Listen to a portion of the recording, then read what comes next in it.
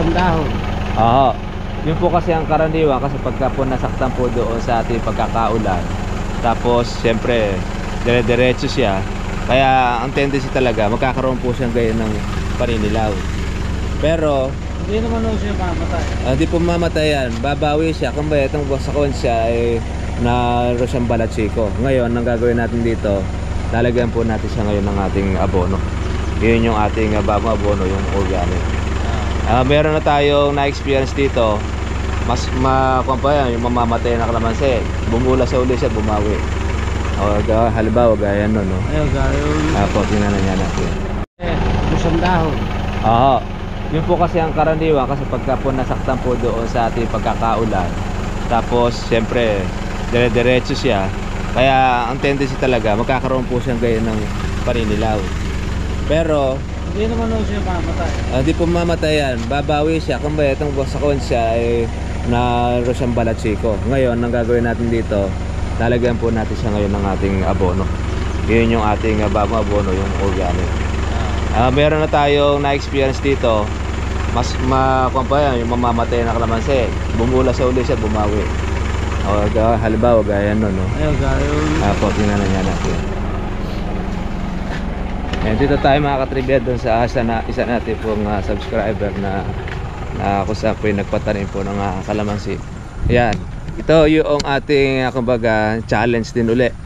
Yung pong mga itong ibang naninilaw, tapos ibang pong nagdadahon. Ito po kasi nasaktan ito nung mga diretsong pag-uulan noon. Patay na ako yan. Oo, itong isang di na nakakuhan, nakasurvive. Patay na ako. Pero pag mayroon pa siyang medyo berde-berde, try din natin lagyan to baka sakali. Kasi pagka ang kalamansi medyo may berde-berde pa, baka bumulas. Ngayon ang gagawin natin dito, kuya, paplat natin. Basta't yung pong dugtungan niya, kuha natin siya ilalabas. Tapos yung ating abono nasa ilalim na yan. Mas maganda, doon na natin ilalagay doon sa magkabila. Ibabaon po ninyo. Oo. Kaya ako pinalagyan kung gano'n, may tapon. Nakita ko sa kaibigan. Diyan lang ako sa may kuha sa kumayan. Meron kalamansi na siya. Oo. That is may kapitbahay na kayo. Itong buwan kaya lang kuha lang siya. Meron sa ito yung patubig nyo. Ba, medyo malakas-lakas ang tubig. Hindi, ito papunta raw sa tayo. Sa may taas naman. Ito naman ayan. Oo. Pero dito sa XL wala namang natepok, ano? Pero maganda na ang bonus ito. Ganun lang pinagagawa kayo. Ay, kuwan po. Patag-araw tayo. Medyo hindi po tayo makakakain ng kuwan. Kung patagulan po pwede ganito. Paano? Kaya kailangan po niya, ipalas nyo po uli siya. Kasi nandito po yung ating abono. Kukumpin niya. Oo. Tapakan. Tapakan po ninyo, tsaka kuwan siya, tawag rito, yung may mga dugtungan, ano? Ayan, dito natin ikukuha niyan. Yung abono. Kasi obligado po ninyong idilig yung abono, kaya ikuha sa lupa. Apo, para hindi po tumapon dito. Kasi nandun na yung ugat eh. Hindi ho siya, kunyari, paikutan lang katulad dati. Apo, kaso nga lang, pag tinubigan ninyo, dito lang po pupunta sa gilid yan. Kailangan talaga dyan, meron tayong pahukay dito na kawan. Tapos pahukay yun? Pahukay, doon yung ilalagay po yung pataba. O kaya tatabon, tapos doon yung tutusok. Tsaka yun ngayon ay didiligan ninyo para tumagos doon sa ugat po yung ating abono. Didiligan? Baba nyo lang po ng konti ito. I-flat po ninyo, flat. Tapos magkaroon kayo ng parang lalagyanan po ng pataba. Doon nyo po ngayon uhugusan. Kasi ito, talaga ito mababang area to eh. Hindi, yung luwang naman okay lang. Okay lang naman yan, kaya lang ikukuha lang natin siya. Bababa. Pa-flat natin. I-flat nyo po doon sa may pinakakuha ng dugtungan. Mababa. Kunyari lang nandito. Oo, yan. Gusto ko nung papatubig lakihan to. Huwag, hindi mahihirapan po sa pagkapatubig kasi tayo tag-init. Lakihan pa tapos bilugan ng malaki. Kasi pag ito tinubigan natin, hindi na abot. ito lang mabubusog dyan. Pero dito hindi na, magtatabo-tabo kayo. Medyo doble trabaho. Kaya mas maganda nga talagang kuhan dito, babaanin nyo itong lupa para dito sumagad ngayon yung tubig. Mabubusog yung palibot. Ito masyado malaki ito. Hindi na maabot ng ugat yan. Kailangan dapat nandito. Parang ganun din style, parang kanal din mo rin siya para yun ang inyong tutubigan. Ganon din ito sa kabila. Ayun, ang ganda ng lambulas niya, oh. Flat lang ako, flat. Flat. Flat nyo siya, tapos magkaroon kayo ng parang pinaka-release po ng pataba. Tapos yun ngayon ang inyong tutubigan, didiligan. Kasi di na po makukuha ng patubig ito ng kuwan eh. Para umabot yan, kailangan hanggang tuhod yung tubig ninyo. Kaya aksayado yun. Kaya okay lang yun, sa may kuwan na siya, bawat gilid, yan. Tapos yun na lang, tsatsagayin nyo lang po muna po tabu-tabuin. Siyempre talagang kuwan kasi ito, mababang area kasi ito eh. Kaya obligado talaga medyo nakapaumbok. Ngayon lang naman Tag-Araw, sa tag-ulan naman, okay lang na yan ganito. Wala kayong magiging problema. Sakto lang Ganon din po gawin nyo rin dito. Laparan lang din po ninyo yung bilog na ganito, tapos flat. Tapos lagyan nyo lang din siya ng parang pinaka-ring. Lalagyan naman ng pataba. Boss, hanggang pagkas ako hanggang dito lang. Yan. Tapos dagdagan nyo po ngayon ng lupa yung pinakakuha niya para hindi tumatapon. Paikot. Ganun din po doon sa kabila. Actually ito, isa na ito po, pwede rin ganyan eh. Kahit di nyo na po paumbukan yan, ihulman nyo na lang ng parang bilog siya para doon lang po ng pataba. Pag-uusap ko paikutan lang. Paikutan lang po ninyo. Yung taas nyo Okay lang yung taas na yan. Tama na yan. Tapos dito na lang ninyo ikukuha yung pataba para abot yung... Hindi, lalagyan pa ako ng bilog. Para medyo kuwan na rin siya. Dalawa. Para dito, pag para tagpos. Hindi na lalagyan. Di na po lalagyan ng pataba. Hindi, yung lupa, hindi na. Di na. Okay na po yan. Puro ganun lang. Puro ganun lang po siya. Yun lang kasi yung plat niya. Bibilugan na lang po niya. Para mabusog po siya sa tubig. Tapos, wala naman kayong tanim na rito. Kahit din nyo natubigan ito. Dito nyo napadaluyan ng tubig. Sa bawat magkabila na yan. Parang gumawa lang kayo ng hulmahan. Matatagos na po sa kuwan yan. Kasi pagka pati pagitan ninyo, sayang po sa tubig yan. Ayun. Okay na yung gano'n, no? Yung konsya, bagtas-bagtas, tapos sa kabil bagtas din, pero pabilog, bawasan lang yun dun yung lupa na gano'n. Para na paglalagay natin ng abono, kaya na kaya siya. Makukuha na siya. Kahit dito nyo palibot yun, pag inabot ng tubig yung makukuha na siya, malulusaw. Okay lang po yan, ako natin. Pero maganda lang sa tag-ulan, okay yan. Dahil hindi siya mabababat. Pero Tag-Araw tayo ngayon, kaya medyo bababa natin ang konti lupa. Wala naman palang problema dito sa tubig, malakas. Ngayon lang ako nagpatubig, 2 araw na. 2 araw po kayo nagtutubig. Ito rin ganun din. Palaparan nyo lang din po yung lupa para maganda rin po yung bilog. Tapos doon natin ilalagay po yung abono. Hindi po yung mismo siya pinakapuno kasi ang ugat niya nandun po sa palibot na. Ayan, hindi na siya ayan, ito yung magbabagong bihis po yan. Yung mga ibang parang ibig-ibig na dumilaw. Ngayon magkukuha niyan. Lagyan natin ng abono. Paikot ang gagawin nating abono dyan. Kaya magkakaroon tayo ng ito sa gaya nito. Karoon tayo ng parang pinaka-ring, yung hulmahan. Doon natin nilalagay pataba, tapos kukuha nyo na lang po ng tabo o tubig para malusaw. Nasa kawan po kaya, nasaktan po sa pagkaulan. Tapos ito kasi yung mababang area. Tingnan nyo, lahat ng mababang area na kung saan nag-i-stay dati yung tubig, yun po yung naglulugas ng dahon. Pero buhay naman siya. Yan. Kaya kailangan na ang abono natin dito hindi po puro synthetic. Ito po sa natalanan. Hindi, lalagyan din po natin yan. May berde-berde pa, baka sakali eh. Ayan po magiging ko natin challenge. Ayan. Ito naman pala halos eh, kasi ito yung mababang area po ninyo eh. Kaya nga ito yung sabi ko nga kay ma'am, papagawa tayo rito ng isang sa susunod na tagulan. Medyo lalalim natin dito yung kanal. Dito? Opo, kasi dito lahat ng hugos ng tubig, di ba? Para noon, yan ng, hindi po mabababat sa tubig yung makalunas. Dire-diretso. Okay. Kukuha po natin po yung ating abono. ito po yung isa nating magiging isang challenge din po ng abono po ni Mr. Marvin. Meron siyang parang balachiko nung po Kalamasi dahil siya po ay nasaktan sa ulanan kung siya ay mababa sa pang area. Hello. Ito yung... Po, yan po yung organic fertilizer po natin. Ang halo po natin dyan kuya ay kalahating ammonium sulfate. Yan po yung ating combination.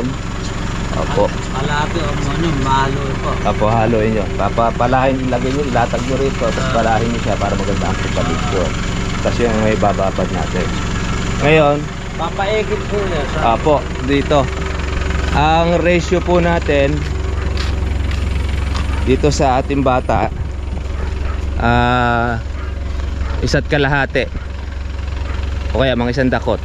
Kung malaki ba palad ninyo, medyo maliit, isa't kalahati po niya. Paikot po dito.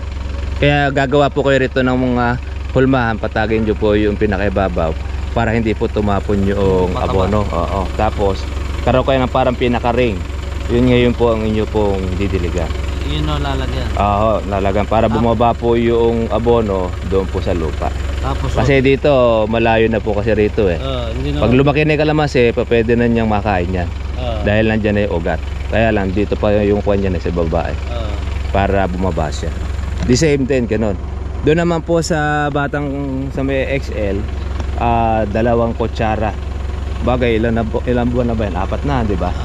Ay, mga kuwan na po yun, mga 3 kutsara na siya. 3 kutsara. Mga kalahating dakot. Para ko na. Paikot na po siya. Ito, isa't kalahating dakot. Ganun din. Tapos, huwag nyo pong kakalimutan na tubigan ha. Pag naglagay po ng abono, tubigan ninyo para po siya malusaw. Ay, makikita nyo po, magkakaroon po ng bagong bihis uli yan. Susunod yun, i-update po natin ulit. Yan, ito ngayon yung putik ba ito? Malambot. Hindi. Ito yung latest. Susunod, ayan. Update po natin yan. Yung itsura niya. Ganon din dito kuya, ano? Papalasin nyo po ito. Parang ililitaw nyo lang din po yung pinakadugtungan ito. Hindi. Boss, ito, bagas ako at patatapisan ko rin na. Apo, tapisan po ninyo. Ganito, bagas ako, ganyan kataas lang. Okay yan, basta't hindi naman siya sasagad dito sa pinakadugtungan natin. Hindi ko na palalagyan. Di na, huwag nyo na padadagdagan na lupa. Kung ano na po yung level po ng lupa na pagkatanim, yun na po ang kuha ninyo. Ganun na paikutan lang. Apo, palaparin na lang po ninyo para noon, doon natin ilalagay yung ating abono. Paikot. Paikot yan. Tapos tubig. Ayan, tabo. Isa-isang didiligin na. Isa-isa po ninyong didiligan para mabusog. Magagawa ninyo, busugin nyo ng busugin. Kasi nasa ilalim po kasi ang kuwan yan eh. Ang basa eh. Yung kasi ibabaw niyan is tuyo. Ganon din naman doon sa kabila. Kaya lahat yun. Tsaga-tsaga lang. Ngayon lang naman po tag-araw yan. Pagka tag-ulan naman na yan eh, wala na kayo magiging problema. Ayan, may mga bunga na pala eh. Hindi natin dun marami ng... Yung bunga rin ano? Maganti na niya yung mga hindi po nabababad. Daming bunga oh. Tingnan mo nga, hindi naman ninyo na-i-spray oh. Meron na kayong pang December. Pangkatapusan na ito, makukuha na yan. Pang mahal pa ang kuha ninyo niya. Yan ang kagandahan pagka malalaki po ang iba mga namumulaklak na. Ayan, dire-diretso na yan. Kung mo kasi ito, malalaking puno na ito, dire-diretso na pamumunga niya. Kuya, may pakikita ko sa yung yung may naghatol sa clear out. Clear out po sa herbicide. Dito, tsaka clear out, tsaka Almine na 2,4-D. Tsaka 2,4-D, wag po kayong gagamit ng 2,4-D. Almine Almine. Kahit Almine. Kasi delikado po yung silin nyo na yan. Pati rin yung usbong po ng kalamansi natin maapektuhan. Kaya sabi nila, ngayon daw ay pwede na sa gulay. Hindi, kasi sumabak na rin doon sa amin sa lugar na yon na ngulot po ang kalamansi. Opo, hindi po maganda yan. Manapa-agroxo ang gawin ninyo para doon sa mga malalambot. Yun, hindi mangungulot ang kalamansi. Agroxo na, ipapalit palit nyo po doon sa may 2,4-D. Tapos may lalagyan daw na 1,000 krudo, kakalugin sa pati alam. Tayo naman ang kurodo, kaya naman tayo gumagamit ng kurodo, pampainit lang yon, pandagdag. Pagka halimbawa nalagyan mo ng kurodo, pwede rin naman, kaso nga lang medyo mabaho nga lang yon. Subukan nyo muna po yung wala mo ng halong kurodo. Clear out lang. Clear out, tsaka po yung agroxon. Pag maganda pa tayo, kahit din na kayo maglagay ng kurodo. Medyo mabaho kasi yon. Mainit din kasi kumisan din sa halaman din yung amoy niya. Kaya yun na lang po ninyo. Kaya ako rin, kumisan talagang pag matapang na talaga yung damo at tayo mamatay-matay, nahatulan lang natin lagyan ng kurodo para maging dagdag tapang lang doon sa gamot. Mas maganda pa nga doon, lagyan na lang ninyo ng pataba yung puting abono, lusawin, nakakadagdag ng kuha nyo. Yung puting pataba? Yung ammonium sulfate. Kung yung kuha nyo, dadagdag siya, nakakadagdag patay sa damo yon. Yung ammonium mo, yung kulay. Yun, yung sulfate, yung 2100. Yung binibili ko namin. Yun, yung nakakakuha nyo. Pero try nyo lang muna, pag hindi po madali yon, baguhin nyo po yung brand nyo. Nung clear out. Ibahin naman po ninyo, merong Rainfire, merong Grasero. Hahanap kayo ng hiyang dito na magandang pumatay. Ganun nga, pag halimbawa, ito naman kasi madali na itong patayin Wala naman sa inyo mga Carabao grass Wala. Oo. Madali lang yan. Gano'n ba timplan ninyo sa clear out? Isang ligo. Ay gawin po ninyo, dalawahin nyo na, di ba, sa nung galon yun? Kulang dalawa. Isa't kalahati. Tapos yung agroxon naman ay nasa 1/4 naman po ng takal ng ligo. Kasi di ba kailangan malayo sa puno. Kinukuha nila, ginagano nila, kaya lalayo dito sa lang, puno. Dito lang na ninyo ilalagay. Pag binomba ninyo, di na maapektuhan ito, malayo na Yan nyo lang, sa palibot lang. Hindi, katulad doon nung nando, di ba, may bata, may mga bilog na. Okay lang yun. Malayo na huro. Malayo na yan. Hindi na po makukuha yan. Hindi po kasi kagaya po ng balot ng damo. Pag mataas na kasi yung damo, obligado mo ilapit sa kalamansi. Yun naman, saktong-sakto lang naman. Opo, hanggang binti pa lang. Ito rin po yun. Hanggang dito lang naman ang pito ninyo. Hindi na maaanggi sa taas yun. At least na patay yung damo para mabawasan po yung inyong trabaho. Kaya lang tayo naglilinis po doon sa ilalim kung ang ating pong lagayan ng small. Ang small kasi isang diretso lang. Pag tinubuan ng damo, matatakpan na siya. Ay obligado mong hawanin yung ilalim. Ngayon, pag malaki naman ay punla, kagaya niyan, ay kayang-kaya ng lusutin po ng pito ng bomba yan. Kaya gano'n, kaya maging hawa. Bomba ko may pakipakisuklob na gano'n. Alisin nyo ni suklob, pakuwan pa yun. Basta't mababa lang po ninyo yung inyong kuha, tapos huwag kayo mag-i-spray pa ng bandang hapon. Kailangan mga umaga. Yung medyo lipas-lipas na ng konti yung hamog. Hindi, yung pagkaho mahangin. Pag mahangin, delikado kasi. Wag muna. Opo, kasi pag mahangin po tayo mag-i-spray, doon na nga po maaanggihan po yung yung dahon ng kalamansi. Kaya laging spray natin ng herbicide, dapat umaga. Mga alas 9. Kahit mga alas 7, yung tik-tik na po yung hamog. Pwede na po siya. Tapos, pagka mag-i-spray lang po tayo ng pang-insecticide, tsaka lang po natin siya kukunin. Hindi na babaguhin yung pambomba rito. The same pa rin po. Kasi wala naman siyang kuto Wala ko siya. Okay, wala naman siyang sira. Tsaka wala naman po siyang nanginira ng dahon. Ang kawan lang ninyo ay yung naglulugas ng dahon. Yun na nga po yan. Yung patabaan natin ilalagay para labasan ngayon ng panibagong dahon. Ito, iba, mag-aalis yung iba nito matatanda. Papalitan siya ngayon ng bago. Pag kinagat po yung pataba niya, usbong ang lalabas niya. Yan, ito yung itsura natin ng kalamansi. Itong mga walang dahon na ito, magkakadahon din to. Ayan. Nag-update tayo kuya, kung sakaling din man tayo po makarating, ipapasend natin po yung video at saka picture kay ma'am dito. Para ma-monitor natin po yung kalamansi. Ayan yung mga sangang tuyo, alisin na po ninyo. Tagalin na po natin, pruningin na po ninyo yan. Yung sa ganyan na doon sa may kuwan na yan. Yan po tanggalin. Pero ibang may sariwa naman. Ito ganito, may sariwa pa. Ito lang pang alis. Pwede nyo nang baliin yan. Tsaka rin. Yan. Wala nang kuwan yan. Basta brown na siya, wala nang buhay yun. Pero pagka berde pa, ayan, tsaka makunat. Ito yan. Para labasan po siya ng usbong.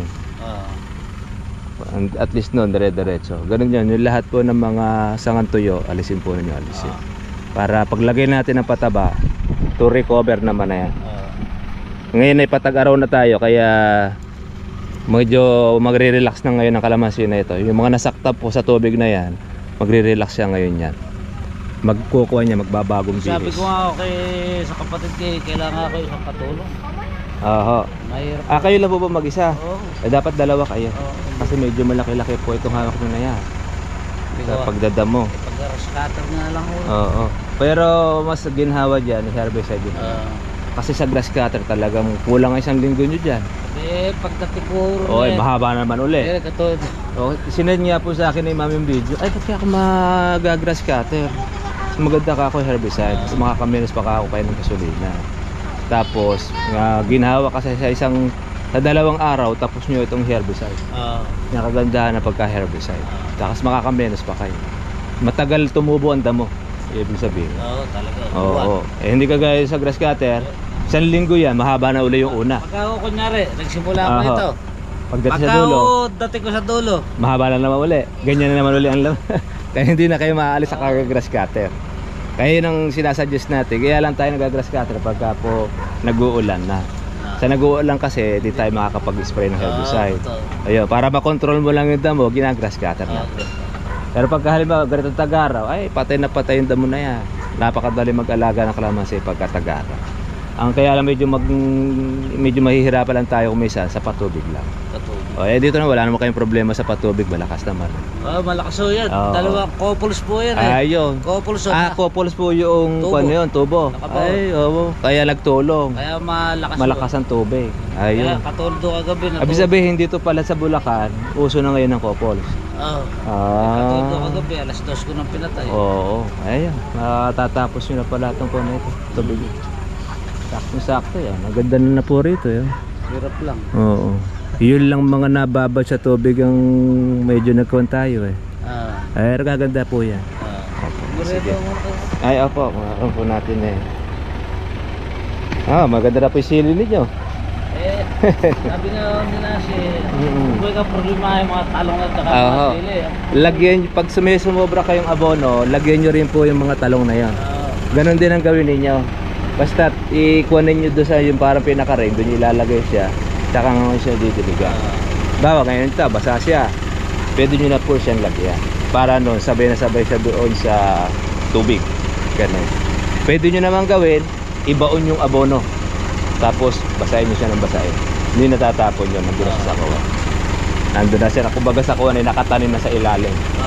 Pwede rin gawin doon, ibaon nyo rin yung abono, and then basahin nyo siya ng basahin. Para noon, direct sa ugat. Yung abono na. Iba nga, ganda ka ako. Oo, tingnan nyo po yung mga hindi nabugbog po ng ulan, tsaka po ng tubig. Sa gawin na yan, ang ganda ng forma. Yung lahat po ng baba po na natutubig, yun yung naginda. Pumangit. Oo.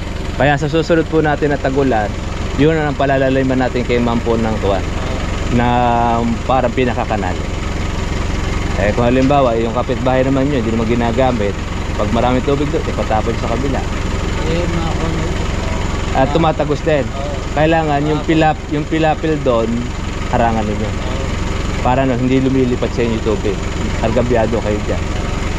Pagka mamaya, malalim nga yung kanal ninyo, kapitbahay nyo naman lumilipat, sa inyo pupunta yung tubig.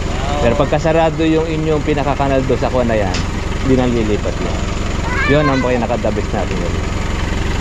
Okay? Apo, ito po yung anak ko, daycare. Ilan ba anak niya? Dalawa lang po Hindi na po nasuntan Bawg kasi ko Nagkabuti nga laki. Pero pa tayong dalawa. Ayan, yan po ang ating magiging challenge kay Ma'am Tashi. Yan.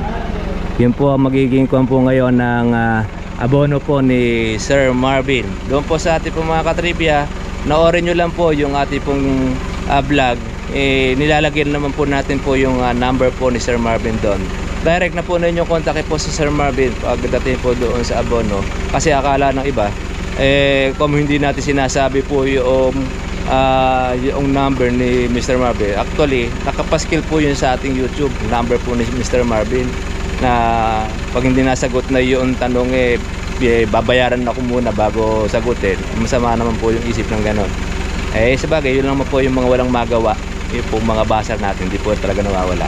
Yan na po natin, maligaya sila dun Okay na sila doon. Tayo mga katribya, sabi ko nga, kung gusto po ninyo ng inyo pong lubos na malaman po ang pagkakalamansi, pumasyal kayo sa aming farm. Opo, libre naman po kayo dyan Pwede po nga, pagka po meron kalamansi, makakawin pa kayo po ng kalamansi. Pero pagka i-invite nyo po ako halimbawa sa inyo pong farm, at bagay man po sa kung malayo man yan, natural may gastos yon. Lang naman po sa ating pong bulsa pa manggagaling po yung ating gastos. Hindi naman po tayo si Santa Claus na alam nyo na po ibig po natin sabihin.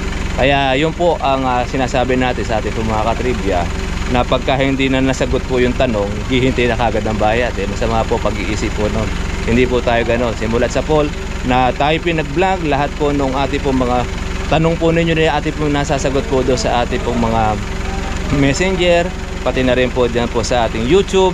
Kaya lang, huwag lang po kayo maiinip po na masagot, kasi kumisa sa dami po ng ating mga obligasyon, hindi ko na rin kumisa mabasa na rin po yung ating mga YouTube comment. Pero pag isang araw na babasa natin, sasagot po natin ang inyong pong mga katanungan. Kaya doon sa mga mainipin, talaga pong ganon. Kasi kami, dumanas din naman po kami sa una po ay mahirap Siyempre, kung alam na po natin po at experience na po natin yan, ilang taon din po ang ating pong ginugol bago natin marating ito. Tayo naman kasi konti lang naman po yung isa lang naman po yung ating itatanong, inip na lang yung kagad ay masagot. Tsaga-tsaga lang din po tayo, mga katribya. Salamat po tayo dahil una-una ngayon meron tayong YouTube University. Hindi na kayo masyado pong kumbaga magkakaroon po ng marami pong failure na testing, mapapalpak. Ngayon nasa sayo na kung na may problema, kung sakaling mapumalpak man ang iyong alagang kalamansi, kasi lahat na po yan in-upload na po natin sa ating video. Ngayon nga na-invite nga rin po tayo sa iba-iba pong lugar para po sa seminar po ng kalamansi, saka po yung abono po ni Mr. Marvin. Kaya abangan na lang po ninyo yung po mga susunod po ng mga detalye doon po sa mga presidente ng kooperatiba at sa mga miyembro po nila ng mga pagsasaka. Abangan po natin yon para ma-introduce yung dito sa atin sa Pilipinas gawa, na kung saan yung ating inventor na taga Nueva Ecija, yung pong kanyang abono. Sayang pag hindi natin ito magagamit, mananatili po tayo lagi doon po sa mga yun na nga, yung mga nakasanayan natin gamitin. Paano po mga katribya, ganito na lang po. Shoutout po natin kay Ma'am Tashi at dun sa kanya pong may bahay. Ito po yung isa po nating uli na ating pong challenge para po doon sa pagpapaganda ng kanyang kalamansi. Ayan, yun po ang sa magiging problema. Natanggal po ang dahon mula po ng pagkaulan. Iba naman po ay namatay, pero dalawa pa lang naman ang namamatay po niya dahil sa dami po ng ating pong nailagay. Kaya yan naman po ngayon ang ating re-recover. Ayan, sa tulong din po yan ng abono po ni Mr. Marvin at yun, sa pamamagitan din naman ng ating pong guide. Paano po? Gaya po ng dati, ako po si Gabriel po, lagi natatandaan, karunungan ng kaalaman, may katumbas sa kayamanan. Thank you for watching. God bless all. Kita-kita lang po tayo bukas. Bye-bye. Sige po.